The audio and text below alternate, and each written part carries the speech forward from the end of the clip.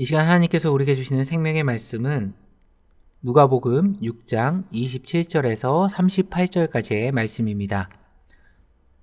제가 하나님의 말씀을 받들어 봉독하겠습니다. 그러나 너희 듣는 자에게 내가 이르노니 너희 원수를 사랑하며 너희를 미워하는 자를 선대하며 너희를 저주하는 자를 위하여 축복하며 너희를 모욕하는 자를 위하여 기도하라. 너희의 입뺨을 치는 자에게 젖밤도 돌려대며 내 겉옷을 빼앗는 자에게 속옷도 거절하지 말라. 내게 구하는 자에게 주며 내 것을 가져가는 자에게 다시 달라 하지 말며 남에게 대접을 받고자 하는 대로 너희도 남을 대접하라. 너희가 만일 너희를 사랑하는 자만을 사랑하면 칭찬받을 것이 무엇이냐? 죄인들도 사랑하는 자를 사랑하느니라. 너희가 만일 선대하는 자만을 선대하면 칭찬받을 것이 무엇이냐? 죄인들도 이렇게 하느니라. 너희가 받기를 바라고 사람들에게 꾸어주면 칭찬받을 것이 무엇이냐? 죄인들도 그만큼 받고자 하여 죄인에게 꾸어주느니라. 오직 너희는 원수를 사랑하고 선대하며 아무것도 바라지 말고 꾸어주라. 그리하면 너희 상이 클 것이요 또 지극히 높으신 이의 아들이 되리니 그는 은혜를 모르는 자와 악한 자에게도 인자하시니라. 너희 아버지의 자비로우신 같이 너희도 자비로운 자가 되라. 비판하지 말라. 그리하면 너희가 비판을 받지 않을 것이요 정죄하지 말라. 그리하면 너희가 정죄를 받지 않을 것이요 용서하라. 그리하면 너희가 용서를 받을 것이요 주라. 그리하면 너희에게 줄 것이니 곧 후히 되어 누르고 흔들어 넘치도록 하여 너희에게 안겨주리라. 너희가 헤아리는 그 헤아림으로 너희도 헤아림을 도로 받을 것이니라. 오늘은 하나님의 백성이 인생을 사는 법이라는 제목으로 하나님 말씀 증거하도록 하겠습니다. 오늘 본문은 마태복음 7장 12절과 함께 흔히 신약의 황금률이라고 불리는 구절입니다. 31절 말씀이죠. 남에게 대접을 받고자 하는 대로 너희도 남을 대접하라. 너무나도 유명한 말씀입니다. 이 말씀이 선포된 시간적 공간적 배경은 우리가 산상수훈이라고 말하는 산 위에서 하나님의 백성들을 주님이 가르치신 말씀입니다. 다시 말해 기독교 윤리의 핵심이자 하나님 나라의 백성으로서 세상을 살아가는 삶의 양식을 제시한 본문이라고 할 수 있습니다. 한마디로 표현하면 성도가 사랑을 실천하는 그 기준을 제시해주는 말씀이라고 할 수 있는데요.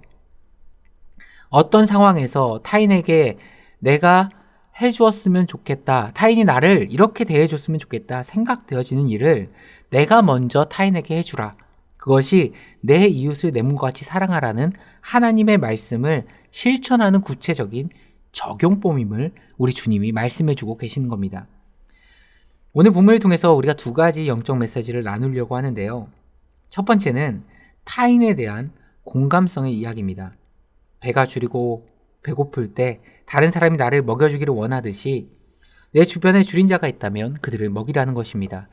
또 추위에 떨고 있을 때 다른 사람이 내게 따뜻해 주기를 원한다라는 것처럼 내 주변에 추위 떠는 이가 있다라면 먼저 그들을 위해 옷가지를 내밀어라 말씀하시는 겁니다. 다른 사람의 욕구를 외면하지 아니하고 다른 사람의 필요를 동일하게 채워주는 것이 하나님의 백성이 이 땅을 살아가는 삶의 방식이자 원리라는 말씀입니다.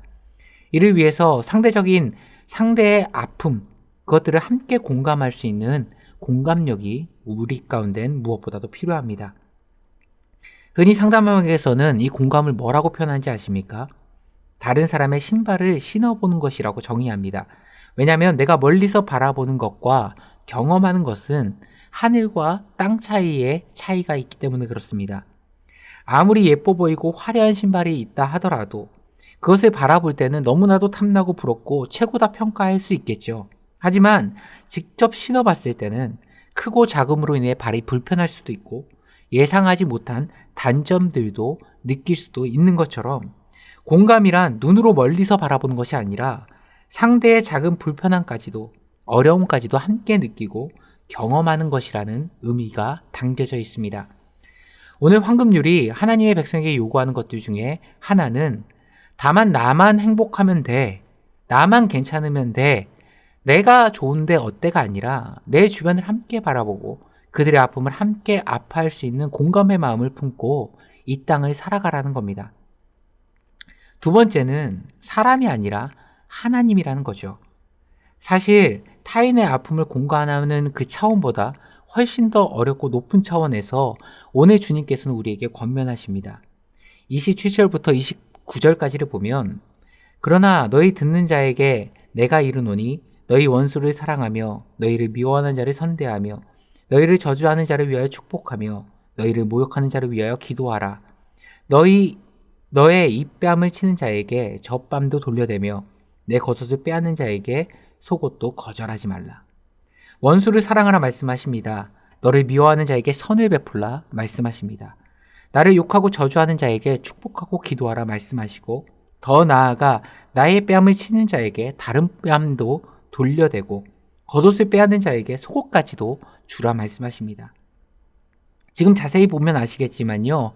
전증법을 사용해서 그 강도가 점점 강해집니다. 미워하는 자, 드러내지 않고 감정적인 폭력을 휘두르는 거죠. 나를 모욕하고 저주하는 자, 좀 더 표면적으로 드러나는 일종의 언어 폭력을 이야기합니다. 반면에 나의 뺨을 때리고 겉옷을 빼앗는 자, 직접적인 행동적인 폭력입니다. 언어적, 심리적, 행위적, 우리가 인간사를 살아가면서 경험할 수 있는 모든 종류의 폭력 행위를 다 포함하는 내용입니다. 그러면 솔직히 말해서 여러분 원수를 사랑하실 수 있습니까? 예를 들어 누군가는 티를 안 내지만 나를 미워합니다. 좋지 않는 감정을 품고 있습니다. 그러면 말을 안 해도요. 사람은 감정적인 동물이기에 나 역시도 그 사람에게 썩 좋은 감정이 생기지 않는 것이 사람입니다. 하물며 누군가 나를 비방하고 나쁜 소리를 뒤에서 하고 돌아다닙니다. 그러면 솔직히 가슴이 끓어오르지 않는 사람이 누가 있겠습니까? 더 나아가 나는 아무런 잘못이 없는데 누군가 아무 이유 없이 물리적으로 폭행을 합니다. 예를 들어서 그냥 길을 걷고 있는데 일면일식도 없는 사람이 갑자기 묻지마 폭행을 한다면 여러분 그 사람을 위해서 다른 뺨마저도 돌려대실 수 있습니까? 그 사람을 축복하고 선대하실 수 있습니까? 오늘 이 본문을 봤을 때 어떻게 우리가 이렇게 살 수 있을까? 숨이 턱 막히지 않습니까? 저 역시도 이 본문을 가지고 새벽에 성도님들과 어떻게 나눌까 진짜 많이 고민이 됐던 본문입니다. 나 역시도 저렇게 살기 힘들고 나 역시도 자신이 없는데 나도 잘 못하는 것을 성도님들께 우리는 이렇게 살아야 됩니다. 내가 감히 말씀을 전할 수 있을까? 그러던 중에 하나님께서 제 마음에 울림을 주신 부분이 있습니다. 사실 위의 심리적인, 언어적인, 행위적인 폭력은요. 우리가 인생을 살아가면서 비일비재하게 마주할 수 있는 상황들입니다. 그리고 많은 사람들은요. 이것으로 인해 크게 상처받고 낙담하고 오랜 시간 아파합니다. 교회 안에서도 마찬가지죠. 정말 열심히 봉사하며 신앙생활하던 성도님인데요. 갑자기 몇 주째 안 나오시는 겁니다. 걱정이 돼서 성도님들을 신방하면 누구 권사님께 상처받았다. 어떤 집사님이 내 얘기하고 다니더라. 용서가 안 된다. 그래서 난 실족하고 낙심했다. 의외로 굉장히 많습니다. 사실 이런 상황이 우리 인생 가운데 없으면 좋겠지만 의외로 한 번쯤은 마주하게 되고 이 일로 인해 짧게 며칠, 길게는 몇 년, 어떤 분들은 교회를 떠나기도 합니다. 그리고 여전히 가슴 가운데는 상대를 미워하고 그 사람에게 대한 분노로 인해 내 마음과 삶이 어그러지는, 내 신앙마저도 어려워지는 분들이 계십니다. 저는 오늘 본문을 읽으면서 하나님, 우리가 어떻게 이렇게 살 수 있습니까? 라는 질문에 우리 하나님께서 제게 주신 그 깨닫게 해주신 그 음성은 사람이 아니라 하나님이라는 겁니다. 우리 인생 사람 보고 사는 것이 아니라 하나님 보고 사는 인생이라는 겁니다. 사람 보고 환경 보면 오늘 당장에도 우리가 넘어질 일 투성입니다. 낙심하고 실족한 일만 가득한 것이 우리네 인생입니다. 하지만 원수를 사랑하고 나를 모욕하는 자를 축복하고 나를 해하는 자를 품으라는 것, 그것은 바꿔 얘기하면 사람에 의해서 좌지우지 되는 인생 살지 말고 요동하지 않는 하나님만 바라보며 인생을 살아가라 우리에게 말씀하시는 겁니다. 그리고 우리에게 한 가지 분명한 사실을 약속하십니다. 37절과 38절을 보시면 비판하지 말라 그리하면 너희가 비판받지 않을 것이요 정죄하지 말라 그리하면 너희가 정죄받지 않을 것이요 용서하라 그리하면 너희가 용서를 받을 것이요 주라 그리하면 너희에게 줄 것이니 곧 후이되어 누르고 흔들어 넘치도록 하여 너희에게 안겨주리라. 너희가 헤아리는 그 헤아림으로 너희도 헤아림을 도로 받을 것이니라. 누가 비판하지 않을 것이고 누가 정죄하지 않을 것이며 누가 용서하시고 누가 흔들어 넘치도록 안겨주신다는 겁니까? 이 문장의 주어가 누구죠? 한글 성경에는 주어가 생략되어서 내가 다른 사람을 비판하지 않으면 혹 다른 어떤 누군가가 나를 비판하지 않고 정죄하지 않고 용서한다 오해할 수 있는데요. 헬라어 원어로 보면 명확해집니다. 하나님에 의해서라는 신적 수동태가 그 안에는 담겨져 있습니다. 즉 다시 말해 우리 하나님이 우리를 비판하지 않으시고 우리를 정죄하지 않으시고 긍휼을 베푸시고 우리를 흔들어 넘치도록 갚아주신다는 겁니다. 한마디로 요약하면 뭡니까? 하나님의 백성의 인생은 사람 보고 사는 것이 아니다. 흔들어 넘치도록 안겨주실 그 하나님을 보고 사는 것이다. 하나님은 반드시 우리의 억울함과 아픔과 상처 회복시키시고 갚으시고 채우실 것이다. 그 소망으로 사는 사람들이 하나님의 백성이라는 겁니다. 사랑하는 성도님들, 원수를 사랑하십시오. 하나님이 더 큰 사랑으로 부어주실 겁니다. 나를 욕하고 비방하는 자를 축복하십시오. 하나님이 더 큰 축복의 약속을 우리에게 주실 겁니다. 나를 미워하고 나에게 상처 주는 자, 그 사람마저도 품으십시오. 하나님이 흔들어 넘치도록 우리에게 안겨주실 겁니다. 우리는 사람이 아니라 하나님만 보고 하나님만 바라보고 살아간다는 그 황금률을 가슴에 품고 살아가시는 하나님의 백성입니다. 이 아름다운 황금률을 이 하루 가슴에 품고 살아가시는 사랑하는 성도님 되시길 간절히 축원합니다. 함께 기도하시겠습니다.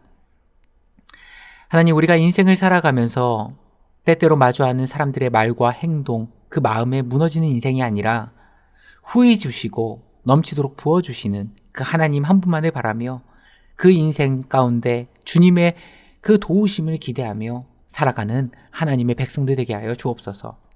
우리의 아픔과 상처, 지금도 돌아보시는 그 하나님을 바라보게 하시며 우리의 마음과 말과 행동이 범죄치 않게 하시고 하나님이 기뻐하시는 그 모습으로 오늘 하루를 살아내는 우리 모두가 되게 하여 주옵소서. 이 모든 말씀 우리 주 예수 그리스도의 이름으로 기도드리옵나이다. 아멘.